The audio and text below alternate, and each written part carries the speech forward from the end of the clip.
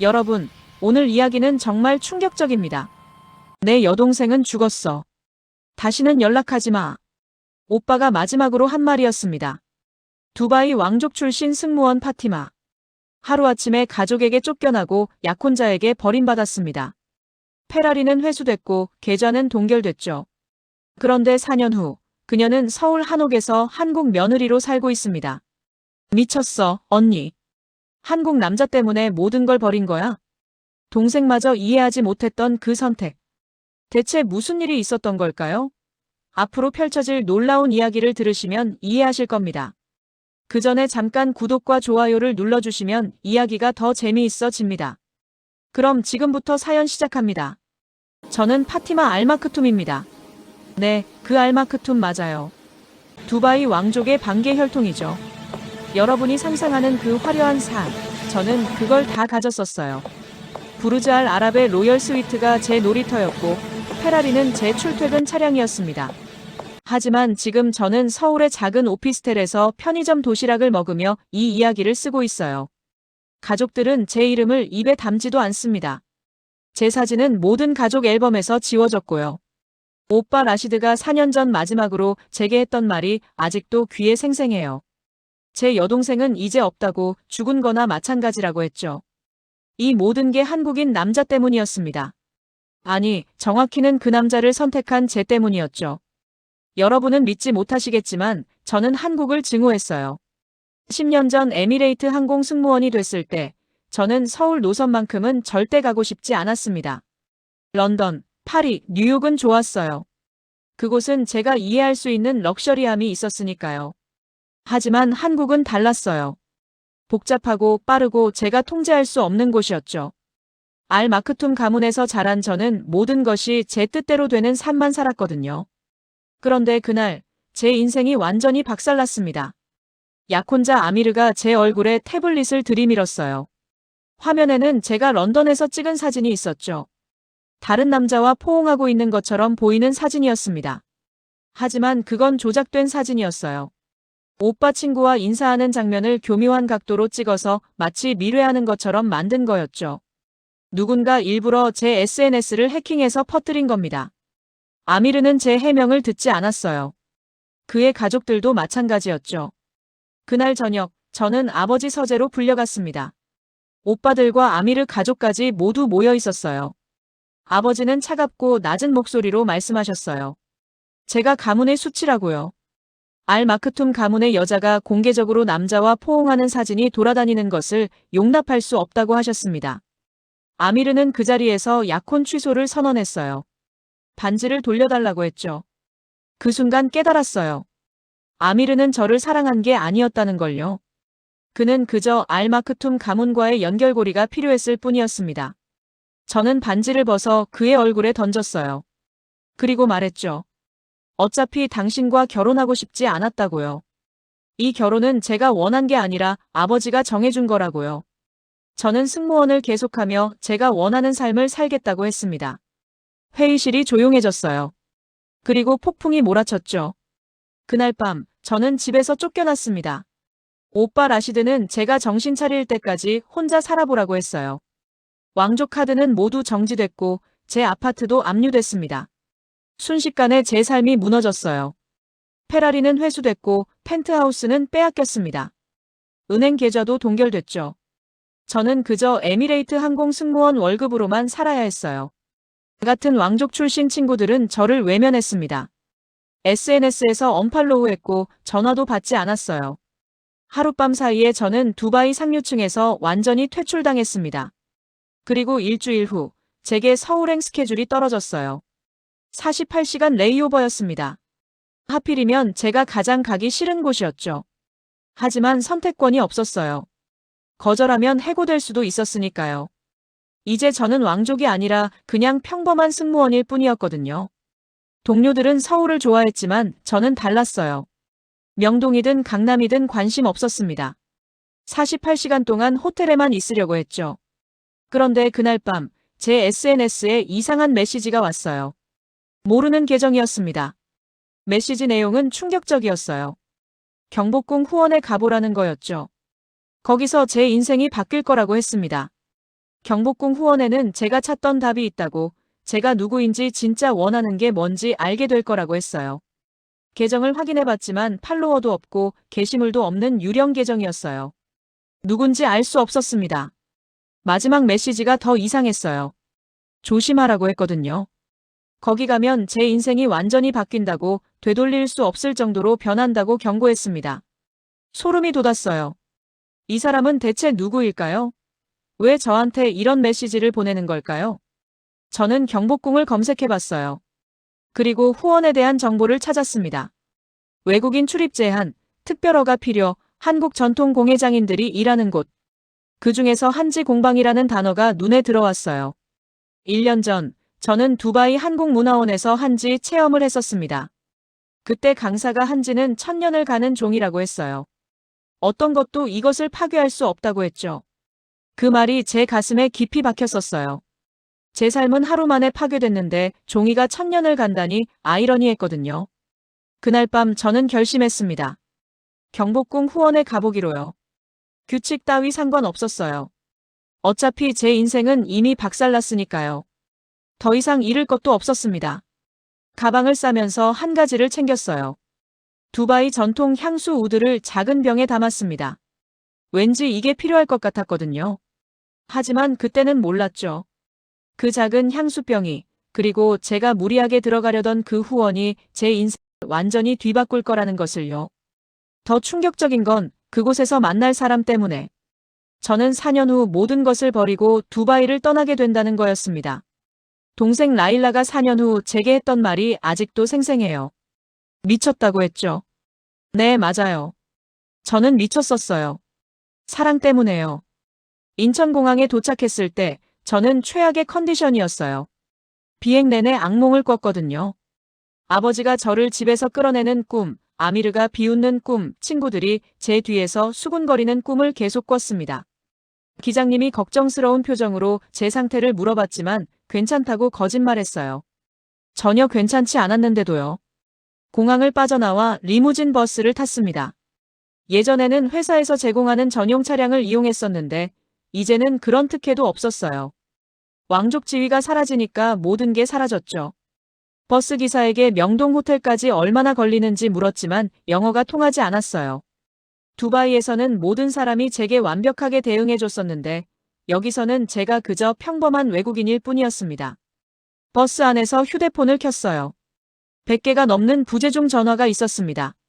전부 두바이 번호였죠. 가족이나 친구들이 아니라 언론이나 가십을 퍼뜨리는 사람들이었을 거예요. 두바이 가십 사이트에는 이미 기사들이 도배되어 있었어요. 왕족 파티마의 약혼 파기 스캔들, 알 마크툼 가문에서 쫓겨난 왕녀라는 제목들이 넘쳐났습니다. 댓글들은 더 악랄했어요. 허영심 많은 년이 결국 망했다는 조롱, 왕족이라고 날뛰더니 꼴 좋다는 비아냥, 이제 평민 신세가 됐다는 냉소가 가득했죠. 휴대폰을 끄고 싶었어요. 하지만 꺼버리면 진짜 혼자가 될 것 같았습니다. 그때 또 그 메시지가 왔어요. 내일 경복궁으로 오전 9시에 가라는 내용이었습니다. 저는 답장을 보냈지만 읽음 표시도 뜨지 않았어요. 마치 일방적인 통보 같았죠. 다음 메시지는 더 이상했습니다. 가지 않으면 후회할 거라고, 제 인생에서 가장 중요한 만남을 놓치게 될 거라고 했어요. 이게 무슨 싸구려 드라마도 아니고 싶었지만 묘하게 궁금했어요. 경복궁 후원에 대체 뭐가 있길래 이러는 걸까요? 호텔에 체크인하고 방에 들어왔을 때 저는 완전히 무너졌습니다. 펜트하우스가 아닌 평범한 더블룸. 창밖으로 보이는 건 부르즈 칼리파가 아니라 서울의 빌딩 숲이었어요. 제 인생이 얼마나 추락했는지 실감이 났습니다. 침대에 쓰러져 울고 싶었지만 눈물도 나오지 않았어요. 그때 동생 라일라에게서 전화가 왔습니다. 라일라의 목소리는 떨리고 있었어요. 오빠들이 제 얘기를 꺼내지도 못하게 한다고, 아버지는 제 사진을 다 치우라고 했다고 했죠. 라일라는 울먹이며 물었어요. 왜 그랬냐고요? 아미르는 좋은 사람인데 그냥 결혼하지 그랬냐고 했습니다. 저는 대답했어요. 아미르는 저를 사랑한 게 아니라고, 그냥 알마크툼 가문이 필요했을 뿐이라고요. 라일라는 그게 뭐가 어떠냐고 했어요. 왕족은 원래 그렇게 사는 거라고, 저도 알면서 왜 그랬냐고 했죠. 저는 그렇게 살기 싫다고 답했습니다. 라일라는 그래서 이렇게 망가진 거냐며 소리쳤어요. 정신 차리고 아버지한테 빌라고 아직 늦지 않았다고 했습니다. 하지만 저는 거절했어요. 그리고 라일라에게 더 이상 전화하지 말라고 했습니다. 가족들이 알면 라일라도 곤란해질 거라고 했죠. 전화를 끊었어요. 동생의 울음소리가 들렸지만 받을 수 없었습니다. 그날 밤 저는 잠을 이룰 수 없었어요. 계속 그 메시지가 머릿속을 맴돌았거든요. 경복궁 후원, 오전 9시라는 말이요. 다음 날 아침 7시, 저는 호텔을 나섰습니다. 명동거리는 이미 사람들로 붐비고 있었어요. 관광객들, 출근하는 직장인들, 길거리 음식을 파는 상인들이 가득했습니다. 두바이와는 완전히 다른 풍경이었죠. 두바이는 모든 게 깔끔하고 정돈되어 있었는데 서울은 혼란스러웠어요. 하지만 이상하게 생동감이 넘쳤습니다. 그때 누군가 제 팔을 잡았어요. 깜짝 놀라 뒤를 돌아보니 60대쯤 되어 보이는 한국 아주머니였습니다.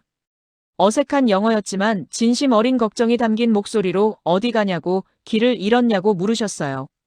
저는 경복궁에 간다고 했습니다. 그분은 지하철을 타야 한다며 같이 가자고 하셨어요. 저는 혼자 갈 수 있다고 했지만 아주머니는 제 손을 잡고 지하철역으로 이끌었습니다. 지하철역에서 그분은 제게 교통카드 사용법을 알려주고 어느 방향으로 가야 하는지 자세히 설명해줬어요. 정말 고맙다고 하자 한국이 처음이냐고 물으셨습니다. 저는 처음이라고 답했어요. 그러자 그분은 환하게 웃으시며 한국은 좋은 나라니까 맛있는 것도 많이 먹으라고 하셨습니다. 그리고 손을 흔들며 가셨어요. 순간 제 가슴이 뭉클해졌어요. 두바이에서 저는 왕족이었기에 사람들이 친절했습니다. 하지만 이 아주머니는 제가 누군지도 모르면서 진심으로 도와주신 거였죠. 지하철을 타고 경복궁역에 도착했는데 문제가 생겼어요. 출구가 너무 많았거든요. 지도 앱을 켜봤지만 GPS가 지하에서는 제대로 작동하지 않았습니다. 사람들에게 물어보려 했지만 다들 바쁘게 지나갔어요. 한 대학생에게 말을 걸자 그 학생은 경복궁이 어디냐고 물었습니다. 저는 그렇다고 답했어요. 그러자 그 학생은 방향만 알려주는 게 아니라 직접 경복궁 입구까지 데려다 줬습니다. 정말 고맙다고 하자 괜찮다며 한국 여행 즐기라고 했어요. 또 한 번 놀랐습니다. 이 학생도 바쁠 텐데 낯선 외국인을 직접 안내해 주다니요. 경복궁 입구에 도착했을 때 이미 관광객들이 길게 줄을 서 있었어요. 하지만 저는 후원에 가야 했습니다. 매표소 직원에게 후원에 갈 수 있냐고 물었어요. 직원은 특별 투어를 예약해야 하는데 온라인으로 예약했냐고 물었습니다. 저는 예약하지 않았다고 했어요. 그러자 미안하지만 이미 예약이 다 찼다고 다음에 오라고 하셨습니다. 예상했던 대답이었어요. 하지만 포기할 수 없었습니다. 정말 중요한 일이라고 제발 들여보내달라고 부탁했어요. 직원분도 난처해 보였어요. 규칙은 규칙이니까요. 그때 제 뒤에서 목소리가 들렸습니다. 문제가 있냐는 한국어였어요. 돌아보니 30대 중반쯤 되어 보이는 한국 남자가 서 있었습니다. 캐주얼한 옷차림에 따뜻한 눈빛을 가진 사람이었어요. 저는 영어를 하냐고 물었고 그는 조금 한다며 무슨 일이냐고 물었습니다. 저는 후원에 가고 싶은데 예약이 다 찼다고 설명했어요. 그가 직원과 한국어로 대화를 나눴습니다. 그러더니 저를 보며 오늘은 어렵다고 한 달 전에 예약해야 한다고 전해줬어요. 실망이 얼굴에 드러났나 봐요. 그가 잠시 생각하더니 시간이 있냐고 물었습니다. 저는 당황하며 물었어요. 그가 말했습니다. 자기가 후원은 아니지만 경복궁을 안내해 주겠다고요. 자기는 여기서 일하는 궁궐 문화재 해설사라고 했습니다. 마침 오전 스케줄이 비었다고 했어요. 그렇게 저는 그와 함께 경복궁을 돌아다니기 시작했습니다. 그의 이름은 이준혁이었어요. 그리고 그날 저는 몰랐죠. 이 사람이 제 인생을 완전히 바꿔놓을 거라는 것을요. 아니, 정확히는 이 사람 때문에 저는 4년 후 모든 것을 버리게 된다는 것을요. 이준혁과 함께 경복궁을 걷는 동안 저는 이상한 기분을 느꼈어요. 두바이에서 자랄 때 수많은 남자들을 만났습니다. 왕족 남자들, 재벌 아들들, 유명 인사들. 모두 제게 잘 보이려고 애썼죠. 하지만 이준혁은 달랐어요. 그는 제가 누군지 전혀 몰랐고 관심도 없어 보였습니다. 그저 길을 잃은 외국인 관광객을 도와주는 친절한 해설사일 뿐이었죠. 근정전 앞에 섰을 때 준혁이 건물을 가리키며 설명하기 시작했어요. 이곳이 조선시대 왕이 신하들을 만나던 곳이라고 600년 역사를 간직한 곳이라고 했습니다. 저는 그의 설명을 들으며 궁금해졌어요. 왜 이런 일을 하는지, 왜 낯선 외국인을 도와주는지 물었습니다. 준혁은 잠시 망설이더니 대답했어요. 자신은 원래 대기업 회사원이었다고 했습니다. 삼성전자에서 7년을 일했는데 어느 날 문득 이게 자기 인생이 아니라는 걸 깨달았대요. 회사를 그만두고 문화재 해설사 자격증을 땄다고 했습니다. 돈은 훨씬 적게 벌지만 지금이 훨씬 행복하다고 했어요. 매일 한국의 아름다운 역사를 사람들에게 알려주는 게 보람 있다고 했습니다. 그 말을 듣는 순간 제 가슴이 뛰었어요. 저도 똑같았거든요. 왕족으로 사는 게 행복하지 않았어요. 정해진 삶, 강요된 결혼, 자유 없는 일상. 그게 싫어서 반항했던 거였죠. 준혁이 물었어요. 저는 왜 한국에 왔냐고요. 저는 진실을 말할 수 없었습니다. 왕족 신분을 밝힐 수도 없었고 가족에게 쫓겨났다는 것도 말하고 싶지 않았어요. 그냥 승무원이라고 레이오버 시간에 관광 왔다고만 했습니다. 그리고 한국 전통 문화에 관심이 많다고 덧붙였어요. 준혁의 눈이 반짝였어요. 그럼 한지는 아냐고 물었습니다. 저는 깜짝 놀랐어요. 한지를 어떻게 아냐고 물었죠. 준혁은 웃으며 대답했어요. 자기 형이 한지 장인이라고 했습니다. 경복궁 후원에서 한지 공방을 운영한다고 했어요. 바로 그 비공개 구역에서요. 제 심장이 빠르게 뛰기 시작했습니다. 이게 우연일까요? 제게 메시지를 보낸 사람이 혹시? 준혁이 제안했어요. 내일 형한테 부탁해서 공방에 들어갈 수 있게 해주겠다고 했습니다. 특별히 외국인 1명 정도는 데려갈 수 있다고 했어요. 저는 믿을 수 없었어요. 제가 그토록 들어가고 싶었던 그곳에 들어갈 수 있다니요. 그날 준혁과 함께 경복궁 곳곳을 돌아다녔습니다. 근정전, 경회루, 자경전. 하나하나 설명을 들으며 저는 한국 문화의 깊이에 매료됐어요. 점심시간이 되자 준혁이 물었어요. 한국 음식을 먹어봤냐고요. 저는 거의 먹어본 적 없다고 했습니다. 그러자 준혁은 저를 근처 한 식당으로 데려갔어요. 작은 식당이었지만 현지인들로 가득했습니다. 준혁이 비빔밥을 추천했어요. 한국의 대표 음식이고 건강에도 좋다고 했죠. 비빔밥이 나왔을 때 저는 어떻게 먹는지 몰랐어요. 준혁이 웃으며 보여줬습니다. 모든 재료를 섞어서 먹는 거라고요. 첫 숟가락을 떠먹는 순간 제 눈이 커졌어요. 정말 맛있었거든요. 두바이에서 먹던 화려한 음식과는 다른 소박하지만 깊은 맛이었습니다. 준혁이 제 표정을 보고 웃었어요. 한국 음식이 입에 맞는 것 같다고 했죠. 식사를 마치고 나오는 길에 준혁이 조심스럽게 물었어요. 혹시 저녁에 시간이 있냐고요. 저는 당황했습니다. 이건 뭔가 다른 의미인가 싶었거든요. 준혁은 얼른 손을 저으며 말했어요. 오해하지 말라고 그냥 서울의 야경을 보여주고 싶다고 했습니다. 외국인 관광객들이 잘 모르는 멋진 장소가 있다고 했어요. 저는 잠시 망설였어요. 낯선 남자와 저녁에 만난다는 게 조심스러웠습니다.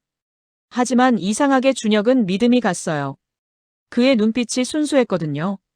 진심으로 한국을 보여주고 싶어 하는 게 느껴졌습니다. 결국 저는 승낙했어요.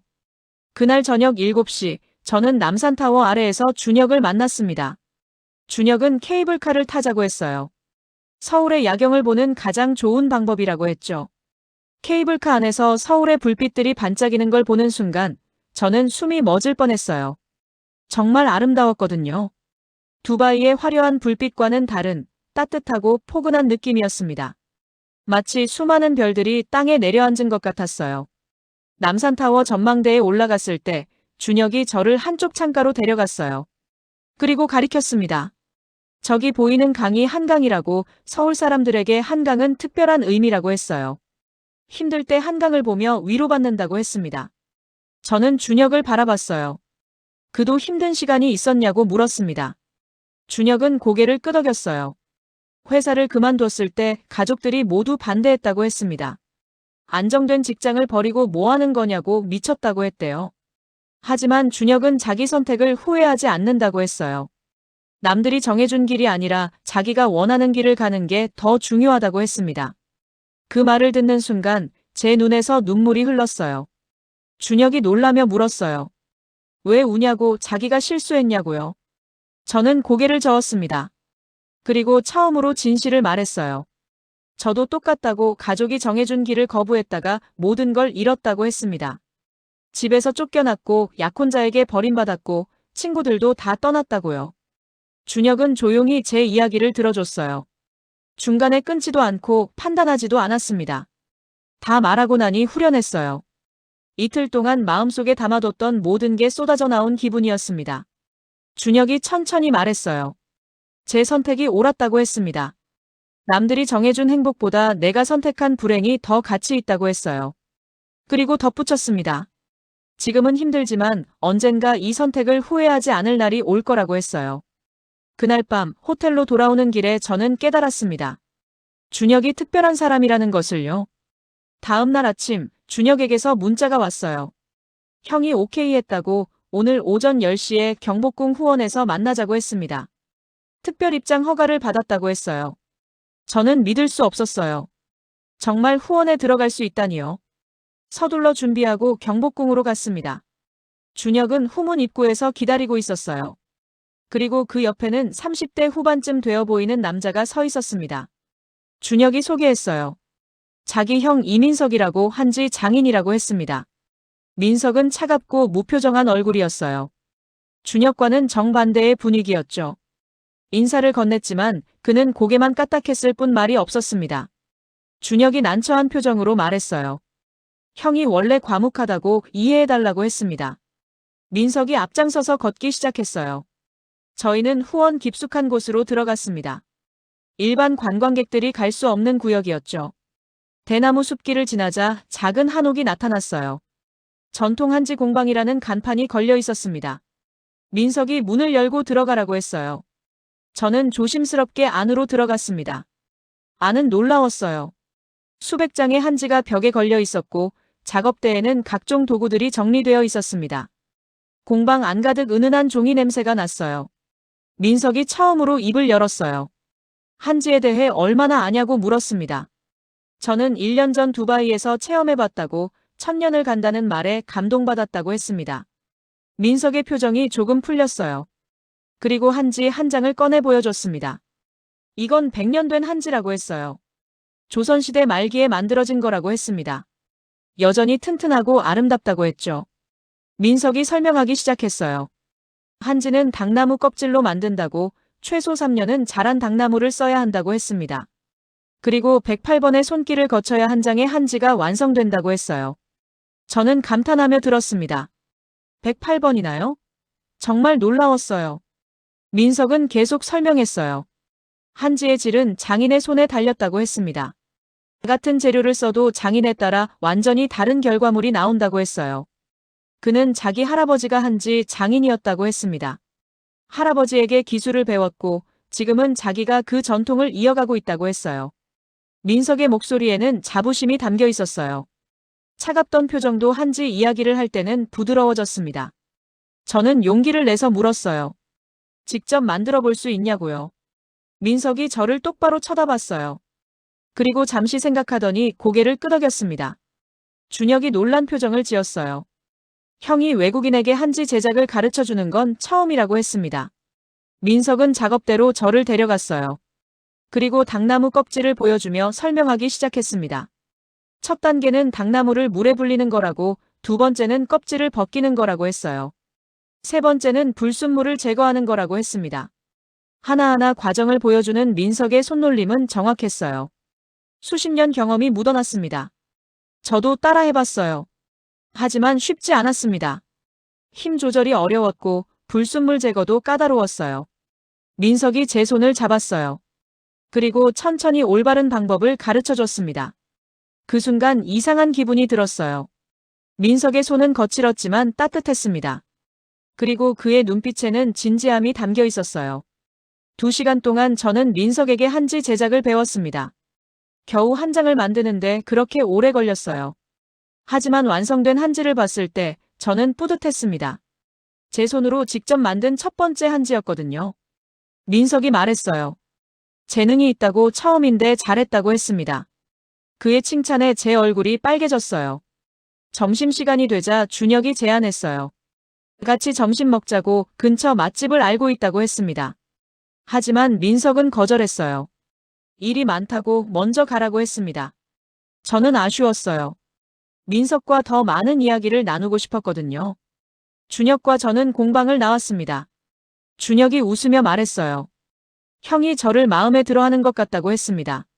보통은 외국인을 싫어하는데 오늘은 달랐다고 했어요. 그 말에 제 가슴이 두근거렸어요. 점심을 먹으며 준혁이 물었어요. 내일 한국을 떠나냐고요. 저는 고개를 끄덕였습니다. 내일 저녁 비행기라고 했어요. 준혁의 표정이 아쉬워 보였어요. 그가 말했어요. 연락하고 지내면 안 되냐고 SNS나 이메일로라도요. 저는 잠시 망설였습니다.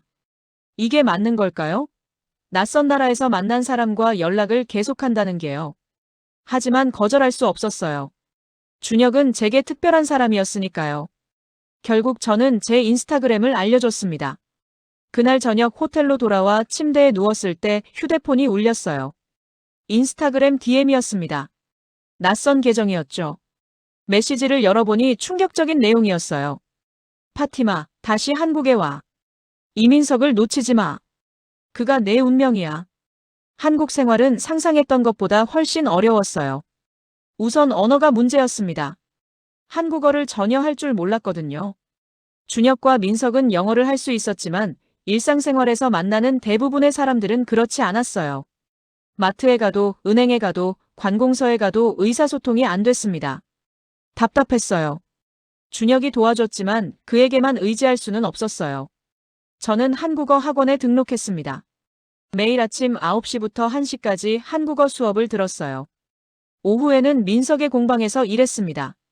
한지 제작 기술도 배워야 했고 외국인 관광객들을 상대하는 법도 익혀야 했어요. 정신없는 나날이었습니다. 하지만 행복했어요. 두바이에서는 느낄 수 없었던 자유가 있었습니다. 아무도 제게 이래라 저래라 하지 않았어요. 제가 원하는 대로 살 수 있었습니다. 민석과 함께 일하는 시간이 늘어날수록 저는 그를 더 깊이 알게 됐어요. 그는 말이 없는 사람이었지만 행동으로 배려를 표현했습니다. 제가 한국어를 못 알아들으면 천천히 다시 설명해줬고 제가 한지 작업을 실수하면 화내지 않고 차근차근 가르쳐줬어요. 3개월쯤 지났을 때 민석이 저를 자기 집으로 초대했습니다. 저녁 식사를 같이 하자고 했죠. 민석은 북촌 한옥마을에서 혼자 살고 있었어요. 작지만 아늑한 한옥이었습니다. 마당에는 당나무가 심어져 있었어요. 민석이 직접 요리를 했어요. 된장찌개와 불고기를 만들었는데 맛이 정말 좋았습니다. 식사를 하며 민석이 자기 이야기를 들려줬어요. 평소에는 말이 없던 그가 그날은 달랐습니다. 민석은 원래 건축가였다고 했어요. 대형 건설회사에서 10년을 일했는데 어느 날 할아버지가 돌아가셨다고 합니다. 그때 할아버지의 한지 공방을 물려받았대요. 처음에는 계속할 생각이 없었다고 했어요. 건축가 일이 더 좋았고 돈도 많이 벌었으니까요. 하지만 공방을 정리하다가 할아버지의 일기장을 발견했대요. 일기장에는 한지에 대한 할아버지의 사랑이 담겨 있었다고 합니다. 평생을 한지와 함께 살았고 이 전통이 사라지지 않기를 바란다는 내용이었어요. 그 일기를 읽고 민석은 결심했대요. 할아버지의 꿈을 이어가기로요. 회사를 그만두고 한지 장인이 됐습니다. 가족들은 모두 반대했지만 민석은 흔들리지 않았어요. 그 이야기를 듣는 순간 저는 민석이 정말 특별한 사람이라고 느꼈어요. 저도 제 이야기를 했습니다. 왕족 신분, 강요된 결혼, 가족과의 단절. 모든 걸 솔직하게 말했어요. 민석은 조용히 들어주다가 말했어요. 우리는 비슷하다고 둘 다 남이 정해준 길을 거부했다고 했습니다. 그리고 덧붙였습니다. 그게 용기라고 파티마는 용감한 사람이라고 했어요. 그날 밤 민석의 집을 나오며 저는 이상한 기분을 느꼈어요. 가슴이 두근거렸고 얼굴이 뜨거웠습니다. 이게 뭘까요? 혹시 6개월이 지났을 때 저는 한국어로 기본 대화가 가능해졌어요. 한지 기술도 많이 늘었습니다. 외국인 관광객들이 올 때마다 제가 직접 설명하고 체험을 도왔어요. 어느 날 민석이 제안했어요. 같이 전시회를 열자고 했습니다. 한지의 아름다움을 더 많은 사람들에게 알리고 싶다고 했어요. 저는 흥분했어요. 정말 좋은 아이디어라고 생각했거든요. 3개월 동안 준비했습니다. 민석은 전통 한지 작품을, 저는 현대적인 한지 공예품을 만들었어요. 동서양의 조화를 보여주고 싶었습니다. 전시회는 인사동 갤러리에서 열렸어요. 예상보다 많은 사람들이 찾아왔습니다. 관람객들은 감탄했어요. 특히 제가 만든 작품들에 관심이 많았습니다. 두바이의 사막과 한국의 한지를 결합한 작품이었거든요. 한 기자가 인터뷰를 요청했어요. 두바이 왕족 출신이 한국 한지 장인이 됐다는 스토리가 흥미롭다고 했습니다. 기사가 나간 후 반응이 폭발적이었어요. SNS에서 화제가 됐고 TV 프로그램에서 인터뷰 요청이 들어왔습니다. 갑자기 저는 유명해졌어요. 하지만 문제가 생겼습니다. 두바이에 있는 가족들이 기사를 본 거예요. 어느 날 밤 오빠 라시드에게서 전화가 왔습니다. 4년 만이었어요. 오빠는 화가 나 있었어요. 가문의 이름을 함부로 쓰지 말라고, 왕족 신분을 밝히지 말라고 소리쳤습니다. 저는 차분하게 대답했어요. 저는 더 이상 왕족이 아니라고, 그냥 파티마일 뿐이라고 했습니다. 오빠는 비웃었어요. 한지 장인? 정말 웃기다고, 왕족이 종이나 만들고 있다고 했습니다. 저는 침착하게 말했어요. 이게 제가 선택한 삶이라고, 행복하다고 했습니다. 오빠가 마지막으로 경고했어요. 다시는 가족이라고 생각하지 말라고, 영원히 연락하지 말라고 했습니다. 전화를 끊고 나니 눈물이 났어요. 민석이 옆에 있었습니다. 그는 조용히 제 어깨를 안아줬어요. 그리고 말했어요. 혼자가 아니라고, 자기가 있다고 했습니다. 그 순간 깨달았어요. 저는 민석을 사랑하고 있었습니다. 전시회가 끝난 후 민석과 저의 관계는 미묘하게 변했어요. 전보다 자주 같이 식사를 했고 주말에는 서울 곳곳을 함께 다녔습니다. 한강공원을 산책하고 남산에 올라가고 북촌 골목길을 걸었어요. 어느 날 저녁 남산타워에서 야경을 보고 있을 때 민석이 조심스럽게 말했습니다. 자기가 저를 어떻게 생각하는지 알고 있냐고 물었어요. 저는 가슴이 두근거렸습니다. 알고 있다고, 저도 같은 마음이라고 답했어요. 민석이 제 손을 잡았습니다. 그리고 말했어요. 사랑한다고, 파티마와 함께 인생을 살고 싶다고 했습니다. 저는 울었어요. 기쁨의 눈물이었습니다. 그날 밤 우리는 연인이 됐어요. 하지만 행복도 잠시 새로운 문제가 생겼습니다. 민석의 어머니가 저를 반대한 거예요. 민석의 집안은 보수적이었습니다. 3대째 한지 장인 집안이었고 전통을 중시했어요. 외국인, 그것도 중동 여자와 결혼한다는 건 받아들이기 어려운 일이었죠. 민석의 어머니를 처음 만났을 때 그분의 차가운 시선을 잊을 수 없어요. 어머니는 한국어로만 말씀하셨는데 준혁이 통역해줬습니다. 어머니는 제가 한국 문화를 이해할 수 없을 거라고, 민석과는 맞지 않는다고 하셨어요. 저는 최대한 예의를 갖춰 대답했어요. 한국 문화를 배우고 있다고, 한지를 사랑한다고, 민석을 진심으로 사랑한다고 말했습니다. 하지만 어머니는 고개를 저으셨어요. 민석은 어머니를 설득하려 했지만 쉽지 않았습니다. 어머니는 완강했어요. 그 무렵 두바이에서 동생 라일라가 연락을 해왔어요. 라일라는 비밀리에 저와 연락을 유지하고 있었습니다. 가족들 몰래요. 라일라가 말했어요. 아버지가 많이 늙으셨다고, 건강이 안 좋으시다고 했습니다. 그리고 오빠들은 여전히 제 이름을 입에 담지 않는다고 했어요. 라일라가 물었어요. 후회하지 않냐고, 가끔 두바이가 그립지 않냐고요. 저는 솔직하게 답했습니다. 가족이 그립다고, 특히 라일라와 아버지가 보고 싶다고 했어요. 하지만 후회하지 않는다고, 지금 정말 행복하다고 했습니다. 라일라는 이해한다고 했어요.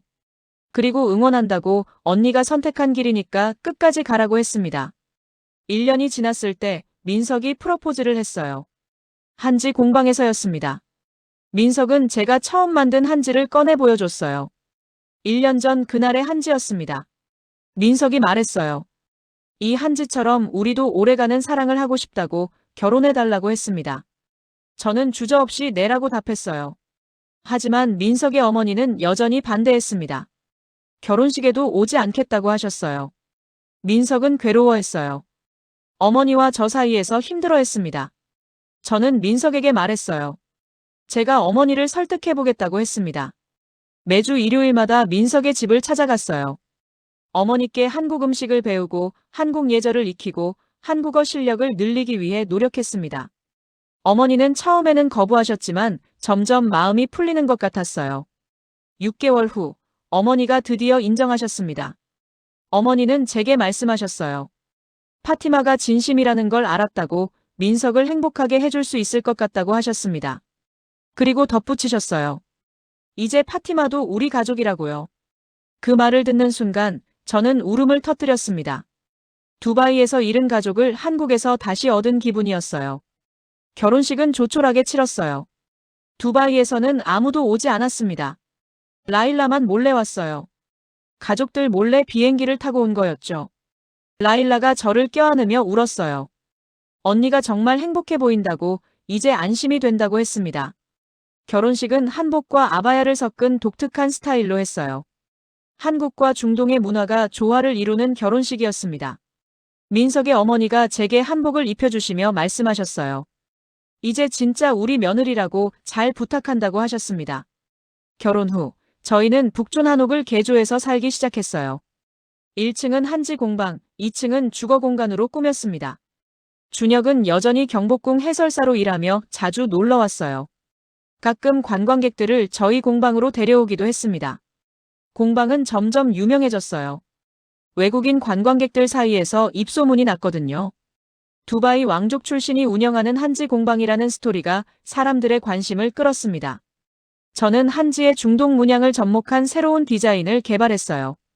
전통과 현대, 동양과 서양이 만나는 작품들이었습니다. 작품들은 해외에서도 인정받았어요. 파리, 뉴욕, 두바이 등지에서 전시 제의가 들어왔습니다.